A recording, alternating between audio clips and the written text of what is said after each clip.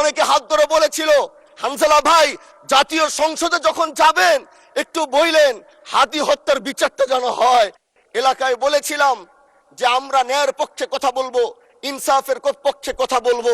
তখন অনেকে হাত ধরে বলেছিল, হানজালা ভাই জাতীয় সংসদে যখন যাবেন একটু বইলেন হাদি হত্যার বিচারটা যেন হয়।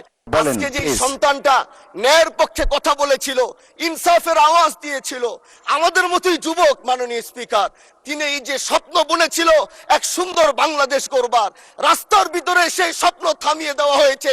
এই বিচার যদি না হয় তাহলে আমাদের মতো হানজালাদের নিরাপত্তাও রাস্তায় কেউ দিতে পারবে না মাননীয় স্পিকার। এজন্য আপনার মাধ্যমে আমি বলতে চাই, হাদি হত্যার বিচার যেন সুনিশ্চিত করা হয় মাননীয় স্বরাষ্ট্রমন্ত্রীর মাধ্যমে। মাননীয় স্পিকার, আর একটি কথা, আমি আর বেশি লম্বা দীর্ঘ আলোচনা করব না। আমার এলাকায় মাদক নিয়ে বড় মুশকিলে আছি, প্রশাসনের সেই সহযোগিতা আমি পাচ্ছি না।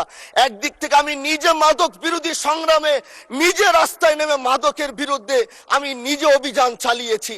এবার তাদেরকে একদিক থেকে ধরে যখন প্রশাসনের কাছে ইয়াবা সহ গাঁজা সহ দেওয়া হয়, তখন তারা একদিক থেকে আসে কোর্টে চালান করে দেয়। একদিক থেকে গোটা দেশ বলছে এই দেশ মাদক মুক্ত করতে হবে, আরেক দিক থেকে যখন তাদেরকে আমরা কোর্টে চালান করছি, 3 দিন থেকে 4 দিনের মাথায় জামিন নিয়ে এলাকায় এসে আবার মাদক ব্যবসা করছে।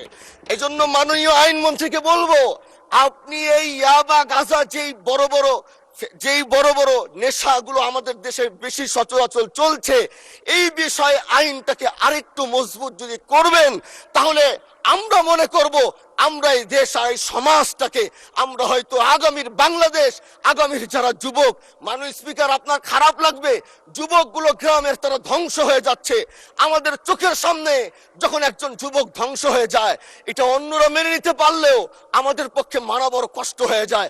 আমরা দেশটাকে বাঁচাতে চাই, আমরা আগামীতে ওরকম কিছু যুবক তৈরি করতে চাই যারা নেশা ধরবে না, তারা পড়াশোনা করবে, তারা দেশের জন্য ফিকির করবে। মাননীয় স্পিকার, আমি সত্যের পক্ষে থাকব, আমি অন্যায়ের বিরুদ্ধে সোচ্চার থাকব, আমি গণমানুষের কণ্ঠ হয়ে করব। আমি এমন